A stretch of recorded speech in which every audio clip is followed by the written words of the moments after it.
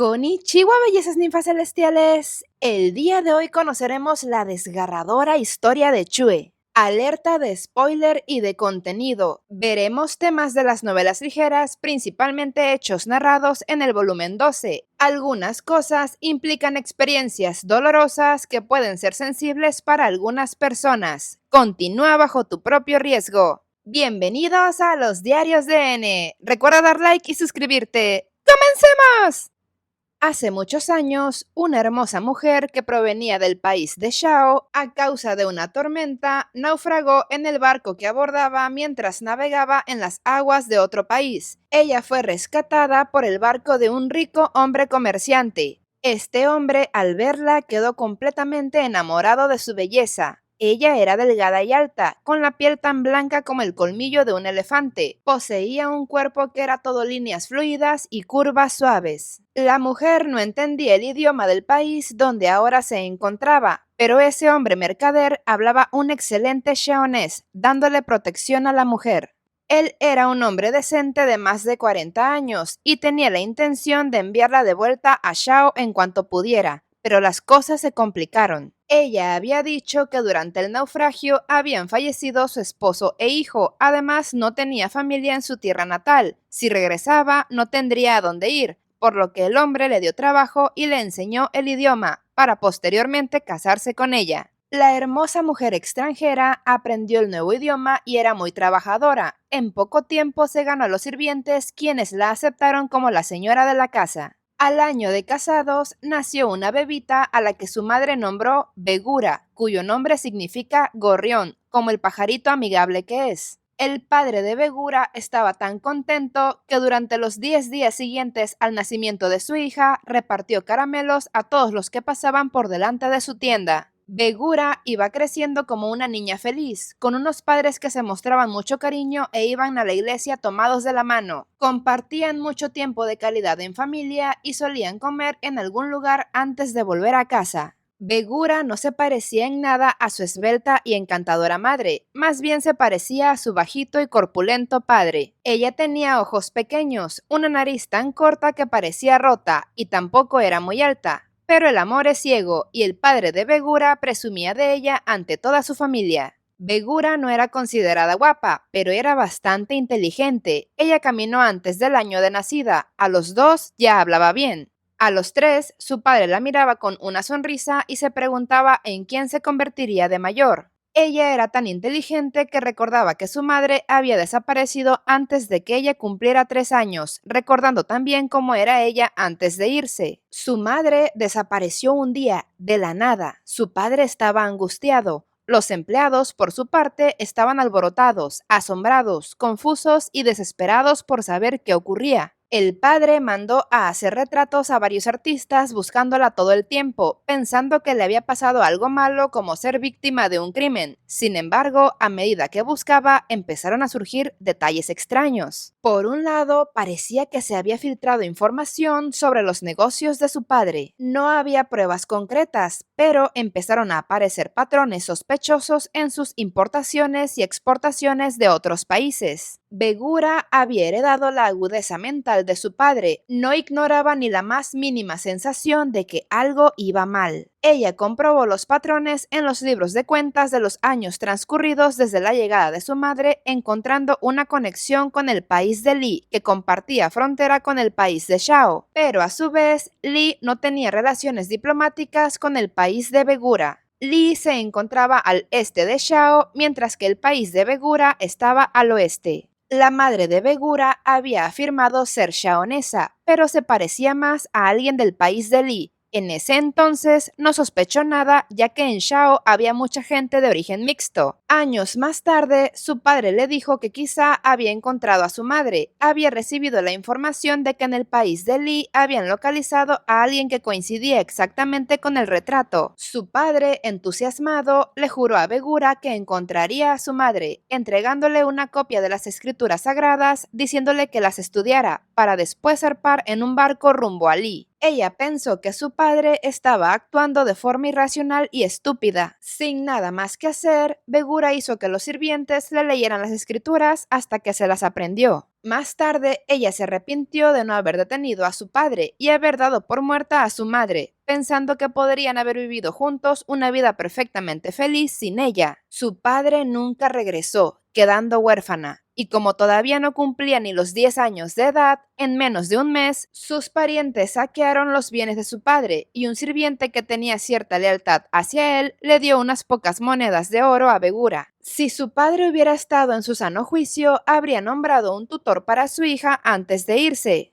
pero él había enloquecido por su madre, dejando a su hija desprotegida. Solo le había dicho que si alguna vez le pasaba algo, fuera a la iglesia a pedir ayuda, y eso hizo Begura, aferrada a sus monedas. El párroco era una persona decente y por compasión intentó enviarla al asilo de pobres, pero ella sabía que era una mala idea. En cuanto descubrieron su puñado de monedas de oro, se las quitaron. Begura decidió ir a buscar a un maestro cuarentón en la iglesia que quería difundir las enseñanzas en el este, quien pronto saldría de viaje al extranjero para convertir a herejes y a infieles, así que ella le pidió que la llevara con él. Begura entendía que del valor percibido sobre ella dependía su vida. Había sido valiosa para su padre porque era su hija, valiosa para sus sirvientes porque era la hija de su patrón. Así que antes de que el maestro la rechazara y sabiendo que ella solamente era una niña sin fuerza ni poder, recitó las escrituras que conocía de memoria, esperando que el maestro viera el valor de ella como un peón útil a sus propósitos evangelizadores.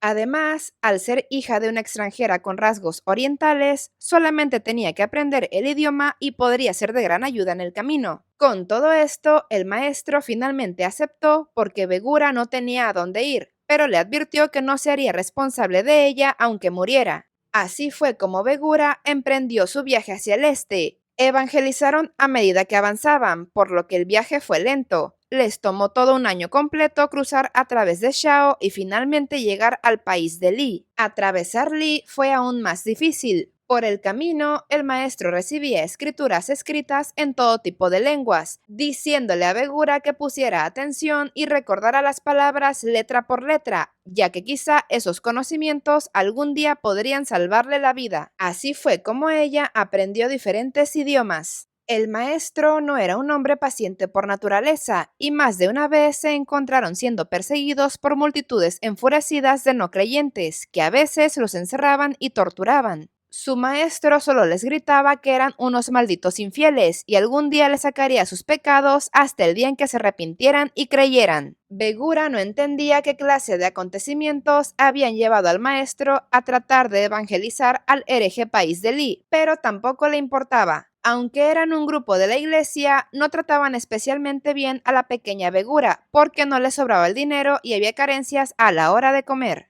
En esos duros momentos, ella se recordaba a sí misma quién era, ya no la hija de un rico comerciante, sino una mocosa mendiga y una sirvienta. La pequeña Begura utilizaba todo su ingenio para llevarse la comida a la boca. Si veía a una mujer especialmente amable en la ciudad, se ponía a llorar cerca de ella y conseguir limosna. A veces se encontraba con niños que compartían sus bocadillos con ella, se hacía payasadas y les hacía reír. Otras veces se ofrecía comida gratis en las celebraciones y ella comía todo lo que podía para compensar las veces que no podía comer. Si veía algo que se conservaba bien, se lo llevaba tranquilamente. Una vez, cuando viajaban con un grupo de artistas ambulantes, aprendió prestidigitación. Si los artistas se daban cuenta de que los observaba mientras practicaban, la iban a golpear, así que decidió subirse a los árboles para espiarlos, sabiendo que si lograba hacer esos trucos para la gente rica, podría conseguir dinero. El maestro siempre se enfadaba cuando la descubría haciendo esos trucos, pero se sentía mal por no poder alimentarla adecuadamente, ya que nunca le quitaba los bocadillos y las moneditas que ganaba. Cuando llevaban un tiempo en Li, Begura cambió su nombre por el de Ma Chue. El maestro le dijo que tendría más posibilidades de sobrevivir si se hacía pasar por una persona linense. En ese entonces, Chue ya tenía 12 años, casi la edad para casarse acorde a las costumbres del país de Li. Era peligroso que una jovencita viajara sola, pero Chue llevaba el cabello corto, además de que sus ojos pequeños y nariz curvada no eran nada hermosos, despidiéndose del grupo religioso para unirse a una caravana que iba rumbo a la capital occidental trabajando como sirvienta. Cuando llegaron, ya era otro año, y Chue ahora tenía 13 años. Se separó de la caravana y empezó a vivir como prostituta callejera. El papel de payaso se adaptó a la personalidad de Chue. Durante el día jugueteaba y exhibía sus juegos de manos para ganar cambio de bolsillo. Por la noche, dormía en una zanja para protegerse del frío. Llevaba algún tiempo viviendo así cuando le comentaron que había una mujer que se parecía al retrato de su madre, la cual vivía en la casa más grande de la ciudad. Con esa información, Chue fue a la mansión a buscar a la mujer. Como era una jovencita de aspecto sucio y asqueroso, no la admitieron en la residencia, así que decidió esperar a que alguien saliera de la mansión. Poco después aparecieron unos hermanos discutiendo, un joven que era el mayor junto a su hermana menor, ambos guapos, bien vestidos y se veían ligeramente mayores en edad que Chue. Les seguía una joven hermosa de ojos verdes y cabello rojo, la única que parecía tener edad similar a la de Chue. En ese momento escuchó la voz de su madre, a quien tanto había buscado. Apareció una mujer hermosa, esbelta y alta, con la piel blanca y un cuerpo bien definido, regañando a una de las jóvenes llamándola Jin por no ser considerada con la pelirroja a la que llamó Joe, quien pronto sería enviada al palacio interno como consorte. Chue estaba perpleja, preguntándose cómo era posible que aquella bella mujer, que se suponía que había estado con ella toda la vida, la hubiera abandonado y ahora estuviera aquí. Y además tenía hijos que eran ligeramente mayores que ella. Había escuchado que su madre había tenido un marido y un hijo antes de conocer a su padre, pero se suponía que habían muerto en el naufragio, y al parecer todo era una mentira. Después apareció otro niño, más joven que Chue, no tenía ni 10 años, llamando a la bella mujer mamá, el cual se aferraba a su pierna como alguna vez Chue también lo había hecho. Apenas podía procesar lo que estaba viendo, pero un hecho que no se le escapaba era que todos los niños que rodeaban a su madre eran mucho más limpios y adorables que ella. Chue solo tenía una pelusa en la cabeza, el cabello toscamente afeitado con una navaja y llevaba la misma ropa desde hacía años. No tenía dinero para pagar una posada, hacía muchos días que no se bañaba y estaba llena de polvo. Era una mugrienta niña de la calle y nada más. Sin pensar en lo que hacía, Chue salió de detrás de la pared donde se había escondido, caminando directamente hacia su madre. Su hermana y hermano mayores la miraron con asco e indiferencia, y su madre solamente le dedicó una mirada fría. Recogió al niño en brazos y lo llevó de vuelta al interior como si nada hubiera ocurrido. Chue no sabía qué hacer. En cierto modo, había estado siguiendo a su madre todo este tiempo, convencida de que cuando se vieran, su madre sabría de algún modo quién era y sería un reencuentro hermoso. Pero nada de eso había pasado, no había habido ni una chispa de reconocimiento por parte de ella. Chue se preguntó por qué había pasado tantos años persiguiendo a su madre. Reconoció dentro de sí misma que no era para un reencuentro feliz, solo quería saber qué valor tenía ella a los ojos de su mamá. Esa misma noche, Chue se coló en la mansión para averiguar qué era ella para su madre. Le resultó fácil infiltrarse en la casa por todos esos años escapando de las turbas de incrédulos. Se movió sigilosamente de una habitación a otra, tratando de localizar a su mamá, pero un hombre la inmovilizó pensando que era un ladrón. El interlocutor era un hombre de unos 30 años, aunque Chue no pudo girarse lo suficiente para verle bien el rostro. Le aclaró que no era una ladrona, contando toda la verdad sobre reencontrarse con su madre. El hombre, al darse cuenta de que era una forastera, la había arrastrado a un lugar donde nadie pudiera verlos, riéndose de ella llamándola sucia golfa. A Chue le daba igual que la insultara, mostrando el viejo retrato que llevaba escondido en su túnica. Cuando el hombre vio el viejo retrato de la actual señora de la casa, se sorprendió de que realmente fuera su hija. Ahí Chue, aprovechando su confusión, le contó cómo hace 14 años su madre había naufragado siendo salvada por su padre y ella nació fruto de su matrimonio. El hombre volvió a reírse diciendo que eso tenía sentido. Ya sabía que esa mujer había tenido una hija a la que había abandonado porque ya no le era útil. Esas palabras resonaron en los oídos de Chue. El hombre siguió diciéndole que su madre no la necesitaba para nada, ya que ella era una espía con una misión. Cuando estaba de encubierta en una nación extranjera, utilizó a su hija Chue para ser legitimada en ese país. Al terminar la misión, su hija ya no tenía valor para ella, abandonando a Chue y a su padre. Estas dolorosas palabras resonaban en la cabeza de Chue. quien dentro de sí misma ya intuía todo esto. Lo supo desde el momento en que su madre había desaparecido. El hombre sabía que el padre de Chue era un comerciante rico, sin entender qué hacía su hija buscando a su madre si tenía una vida acaudalada, enterándose de cómo el tonto de su padre corrió a buscar a su madre al país de Li, muriendo en el viaje. Al haberse quedado huérfana, ahora Chue estaba en la capital occidental buscando a su progenitora. El hombre parecía estar pensando en algo, sorprendido de lo lejos que había llegado Chue siendo tan joven y con solo un viejo retrato. Le dedicó una mirada evaluadora y ahí Chue, como hija de un comerciante, sabía que, para que no se deshiciera de ella, tenía que demostrar su valor. Así que le dijo todo su currículum. Hablaba con fluidez varios idiomas, recitaba las escrituras en varias lenguas, conocía los números, podía aguantar una semana solo con agua, soportar bastante bien el dolor y tenía manos rápidas, mostrándole sus habilidades como prestidigitadora y los trucos que había aprendido de los artistas ambulantes. Chue haría cualquier cosa para sobrevivir y encontrar algún valor en su existencia. Consiguió su cometido, pues el hombre le dijo que si le demostraba su valor y de lo que era capaz, la convertiría en su sucesora. De ese modo, ese hombre, llamado Lu, se convirtió en el mentor de Chue. Él era el viceministro Lu, quien pertenecía al clan Mi o también llamado clan Serpiente. Existen dos clanes con nombre propio que trabajan directamente para la familia imperial.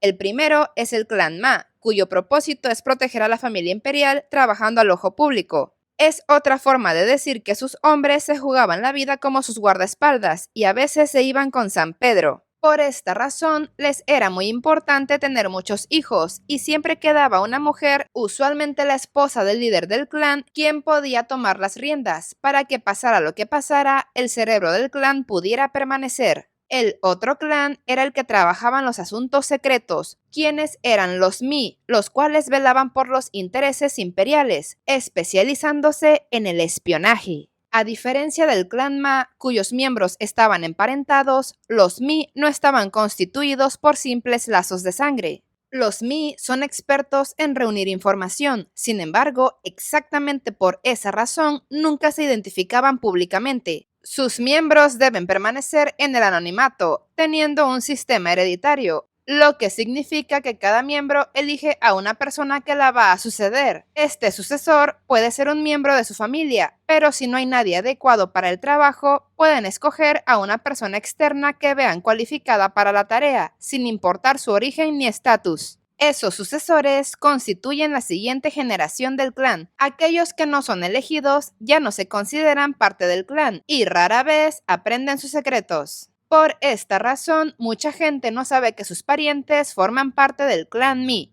Los Mi pueden meterse con facilidad en cualquier clan con nombre porque son espías encubiertos. El clan Mi es el gemelo del Ma y como tal, solo un pequeño puñado de personas los conocen. Había sido el viceministro Lu quien había atraído a Chue al clan Mi. Públicamente era el segundo al mando en la junta de ritos. Era raro que un miembro del clan Mi llegara tan alto en el mundo, ya que preferían papeles menos llamativos que les dieran mayor libertad de acción. Sin embargo, el hermano mayor del viceministro Lu había muerto, lo que hizo que este sucediera al frente de su familia. Lu entrenó a Chue poniendo todo su esfuerzo en ella para que aprendiera sus secretos y técnicas, convirtiéndola en una gran espía. Chue tenía el talento y los medios para convertirse en un miembro del clan Mi aún mejor que su madre, pues esa mujer hermosa también era parte de ese clan. Ella había sido enviada para ser los ojos de su majestad en las tierras occidentales. Su belleza la había convertido en la esposa de Yoku-Oh. Sin embargo, la madre de Chue tenía un rango bajo dentro del clan Mi. Ella quería ascender en su clan, así que se apresuró en buscar mejores resultados, yendo a Shao por negocios. Así logró casarse con Yoku-Oh, el hijo mayor del clan You, pero cometió un error donde casi descubren su verdadera identidad, acabando en medio de un naufragio muy conveniente donde decidió irse de infiltrada a otro país en lo que se calmaban las cosas en Shao.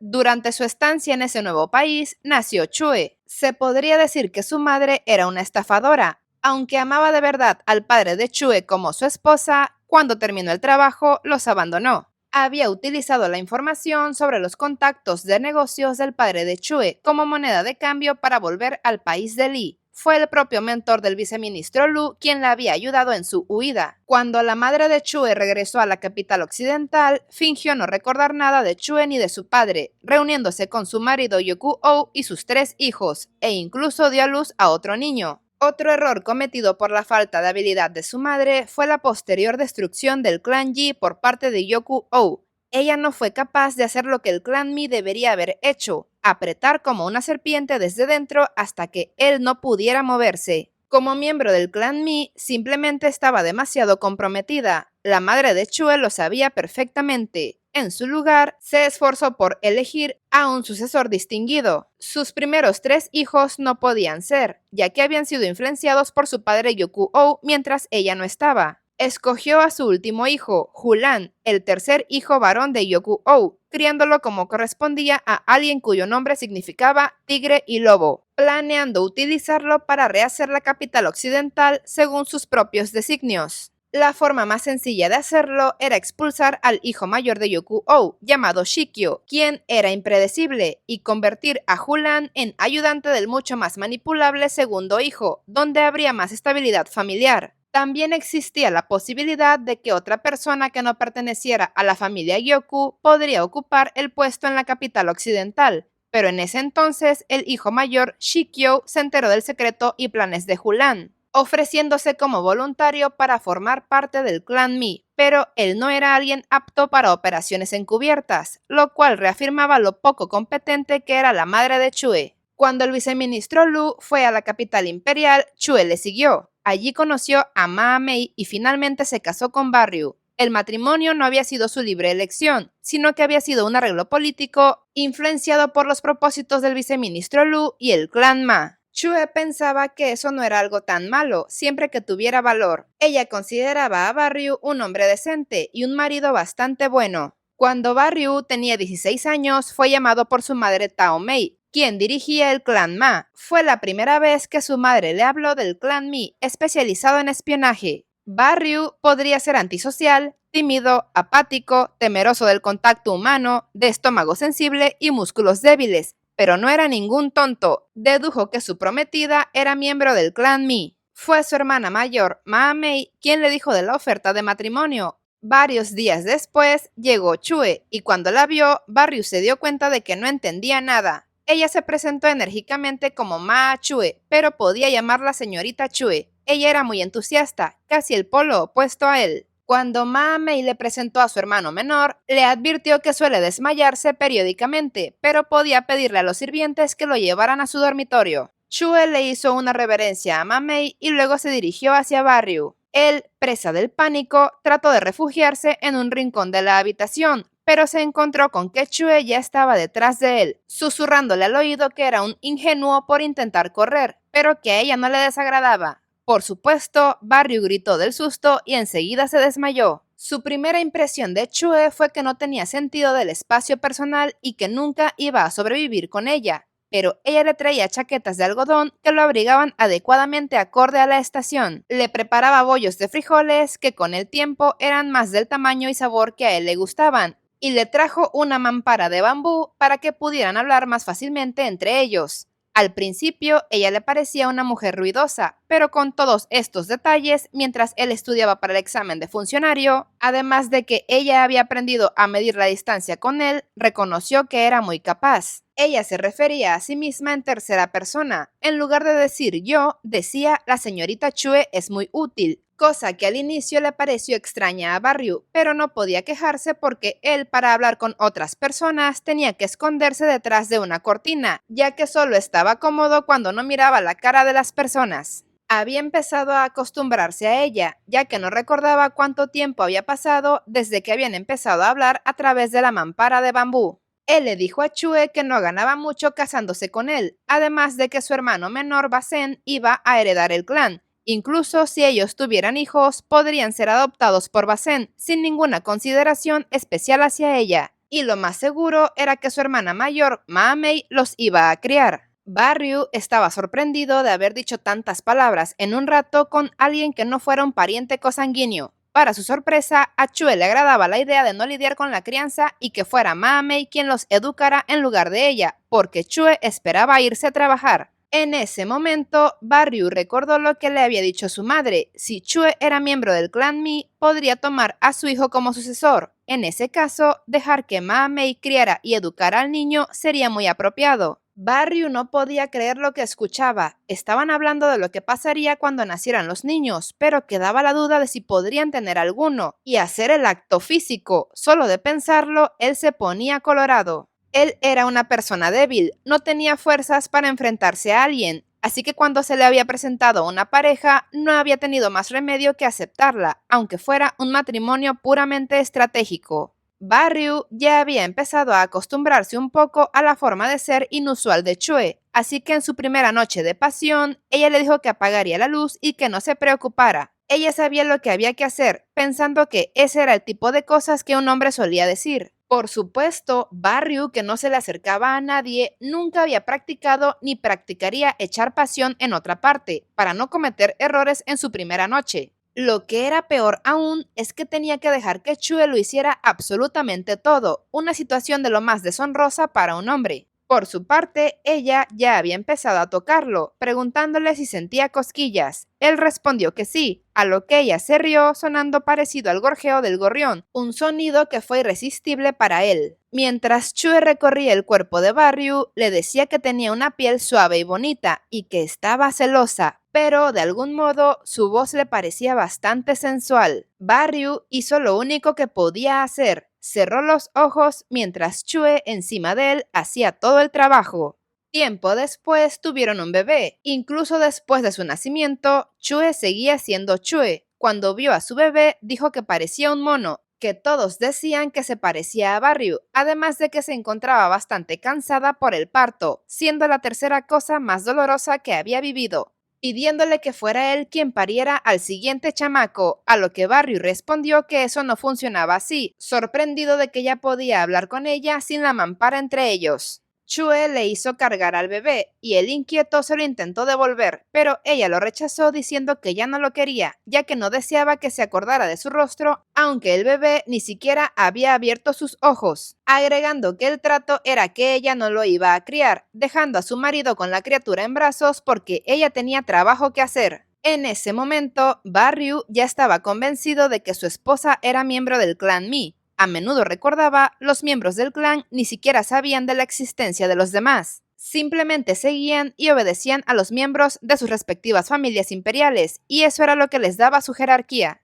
Obtener un rango mayor era un honor dentro del clan, que también se aplicaba a los sucesores. Chue algún día tendría que elegir a alguien que siguiera sus pasos. Barryu decidió asumir, o al menos fingir, que distanciarse de su hijo era, a su manera, una expresión de amor de una madre. Chue era siempre una presencia viva, nunca callada, excepto quizá cuando comía y cuando dormía, pero él tenía dudas sobre si realmente dormía cuando se supone que eso era lo que estaba haciendo. Los descendientes del clan Ma recaían en los hombros de Chue, por eso su suegra Tao Mei le insistía en poner su mejor esfuerzo en tener hijos. Este deber debió haber recaído en Basen, pero al ser tan torpe con las mujeres, sería difícil conseguirle esposa, así que le tocó a Chue y a Barryu apurarse a procrear. Chue es una excelente espía, manejando hábilmente el arte del disfraz, logrando que incluso sus movimientos corporales y postura se vean como los de una persona diferente, llegando a utilizar zancos y maquillaje bastante elaborado para alterar su altura y rasgos faciales. Chue tiene que andar con cuidado ante la astucia de Mao Mao para poder llevar a cabo sus misiones sin que la descubra. En su viaje a la capital occidental, ella está detrás de los bandidos que los atacan en las llanuras, a los que Basen les fracturó los brazos. No era intención de dañar a Mao Mao o a su cuñado, era parte de un elaborado plan para poner en orden a la capital occidental. De paso, consiguió una cabra para que tuvieran lechita fresca después de la plaga de insectos. También le cuenta a Jinshi todo lo que hace Mao Mao, incluso los detalles que lo hacen estallar en celos. Fue Chue quien preparó todo el escenario para que Rikuson pudiera quitarle la vida a Yoku-Oh para evitar una guerra con el país de Shao. Rikuson se dio cuenta de que ella era una espía y a cambio de guardarle el secreto, ella debía deshacerse del registro familiar de la familia Zhou para que no salga a la luz que Yokuen era estéril y nadie descubra que ninguno de sus hijos, incluyendo a la actual emperatriz Yokuyou, no eran suyos. La historia completa la encuentras en el video llamado La venganza de Rikuson en la lista de reproducción Curiosidades. Cuando Mao Mao fue secuestrada por tercera vez en la capital occidental por meter las narices en donde no debía otra vez, Chue se encargó de protegerla y buscar la manera más segura de traerla a casa. Aunque fue Chue en primer lugar quien no dejó ir a Mao Mao, pues ella había ido a curar las heridas de su hermano Shikyu, el hijo mayor de Yoku-Oh, en medio de un problema político donde estaba desaparecido el príncipe de otro país, y Shikyu era el principal sospechoso. En realidad era inocente, pero mientras recolectaban las pruebas y descubrían a la persona detrás de esto, el cual era Hulan, Mao Mao no podía volver a casa. Como ella era parte del séquito que el príncipe de la luna había traído a la capital occidental, si se enteraban de que una de sus damas estaba con el sospechoso de Shikyu, se irían en contra de Jinshi, considerándolo un traidor y con una alta posibilidad de irse a la guerra. Entonces tenían que manejar el asunto hasta que esto se resolviera para no perjudicar a Jinshi. Chue había obligado a Mao Mao a recitar una frase de las escrituras sagradas en otro idioma, pensando que podría salvarle la vida, y en efecto así fue. Mientras Mao Mao se vio obligada a viajar encubierta como una mujer casada que viajaba con sus hijos siendo creyente de la iglesia, fue secuestrada por un criminal que odiaba a Shikyu porque le había quitado un ojo. Este hombre, conocido como el Dragón Tuerto, junto a su séquito de bandidos, eran de lo peor, a los cuales Mao Mao con su ingenio logró envenenarlos sin quitarles la vida, siendo salvada justo a tiempo por Chue y la gente de Shikyu. Al llevar prisionero al Dragón Tuerto, en algún punto del camino de regreso escapó con el objetivo de quitarle la vida a Mao Mao. Él era un hombre que tenía la resistencia de una bestia, y cuando Mao Mao ya veía las puertas del cielo abrirse, Chue se enfrascó en una lucha a muerte contra el Dragón Tuerto, donde salió gravemente herida, quedando con uno de sus brazos partidos por la mitad y sus órganos internos lastimados. Chue quería salvar su mano derecha porque le ayudaba a ser alguien útil, diciendo que sin esa mano ella ya no tendría valor y sería su fin. Mao Mao, bastante preocupada, mirando su cuerpo lleno de cicatrices viejas hechas en batalla y otras que eran el resultado de la tortura, le dijo que eso no era cierto, que pasara lo que pasara tenía que sobrevivir. Chue, al verla, le dijo con su tono de voz característico que por lo menos le dijera que la quería, logrando así lo que Jinshi en 12 volúmenes de novelas no ha podido, que es que Mao Mao acepte que la quiere, obteniendo así su confesión de amor, algo que por supuesto iba a ir a presumirle al príncipe de la luna en cuanto pudiera. Chue, que ya escuchaba la voz de San Pedro a punto de morirse, le dijo a Mao Mao que ya, por favor, se dejara de tonterías y aceptara sus sentimientos por Jinshi. ¿Qué más quería ella? Jinshi ya le había demostrado que estaba loco por ella y completamente a su merced. A Mao Mao casi le da diarrea al escuchar esto, porque Chue tenía razón, pero de momento la prioridad era operarla ahí mismo con las herramientas que tenía. Al terminar la cirugía, cargaron a la maltrecha Chue a una carreta llevándola a casa con su marido. Chue logró sobrevivir, aunque un brazo le quedó inservible. Su esposo Barryu la miraba preocupado, cubierta de vendas de pies a cabeza y tumbada en la cama usando corsé. Él sabía que esto era parte de su trabajo como miembro del clan Mi. Mao Mao le dijo que Chue estaba malherida y que evitara agobiarla. Barryu observó cómo Mao Mao apenas parecía estar en mejor estado, pues su propia cara estaba cubierta de arañazos, imaginando cómo había luchado para salvar la vida de Chue, ante lo que él solo pudo inclinar la cabeza en agradecimiento. Barryu no sabía en qué consistían las misiones de su esposa, solo sabía que no podía hacer nada. Cuando acarició su mano, Chue despertó, sobresaltando a su esposo, diciéndole que él parecía a punto de desplomarse y morir, aunque la que estaba grave era ella. Le dijo que ya no podría moverse tan bien como antes y seducirlo por las noches, que a lo mejor ya no servía para nada y tal vez lo mejor para él sería divorciarse de ella. La repentina mención del divorcio hizo que Barryu se estremeciera, respondiendo que aunque le serían más difíciles sus tareas cotidianas, ella era ambidiestra. Ella era 10 veces más ágil que él, y ahora seguiría siendo 5 veces mejor. Chue comenzó a reírse y él solo estaba preocupado de que sus heridas se reabrieran. Mientras le llevaba de comer, él se preguntaba en qué momento ellos habían empezado a conversar de manera tan familiar. Barryu no se imaginaba volviendo a casarse con otra mujer y tener que pasar por esos protocolos sociales. Cuando ella terminó de comer, él se marchó. Chue quería dormir, pero sintió la presencia de su mentor, Lu, el viceministro de la Junta de Ritos, un hombre que actualmente tenía unos 40 años y estaba de pie en la penumbra. Chue pensó que su mentor iba a regañarla por incompetente y que tal vez escogería a un nuevo sucesor, pero para Lu eso sería demasiado trabajo. Reclutar a alguien con las habilidades de Chue ocuparía al menos 10 años de entrenamiento.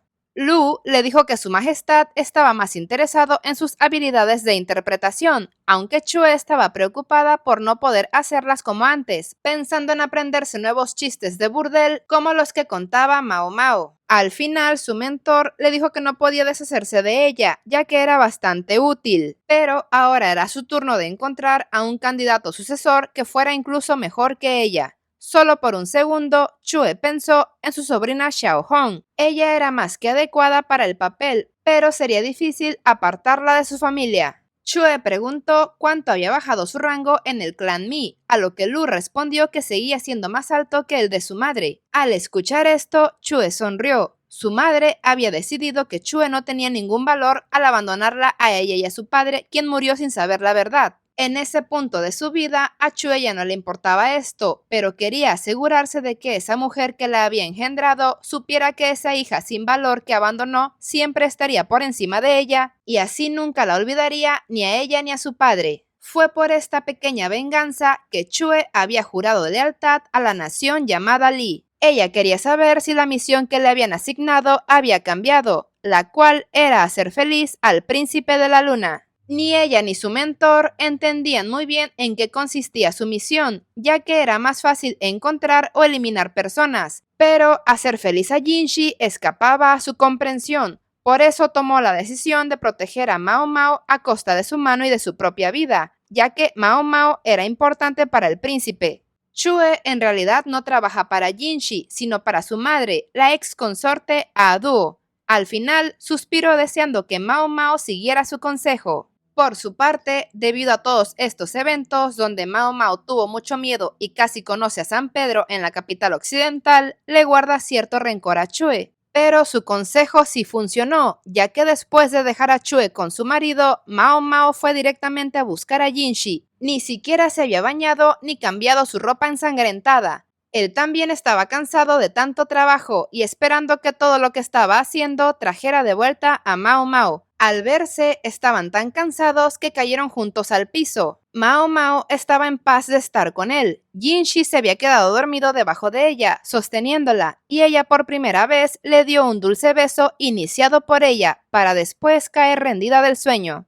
Cuando regresaron a la capital imperial, ella por fin había aceptado sus sentimientos de amor por él e iniciaron una relación de pareja la cual mantenían de forma discreta. Hubo una ocasión en la que Mao Mao tenía ganas de hacer el delicioso con Jinshi, pero él la había rechazado para no preocuparla con un embarazo no deseado, acordando hacerlo cuando él arreglara sus problemas familiares y supiera que Mao Mao estaría a salvo. Chue, que se había dado cuenta de que Mao Mao ya quería que Jinshi le tocara hasta la sombra, le ofreció el camisón de lencería con el que había seducido a su esposo Barryu. Mao Mao, llena de furia y vergüenza, agarró la prenda arrojándola al suelo. Si quieres ver cómo Mao Mao se fue enamorando de Jinshi, ve el video titulado Mao Mao quiere tener hijos con Jinshi en la lista de reproducción Jinshi por Mao Mao. Mientras tanto, la salud física de Chue ha ido mejorando gracias a los tratamientos de rehabilitación de Mao Mao, aunque aún le queda mucho por mejorar.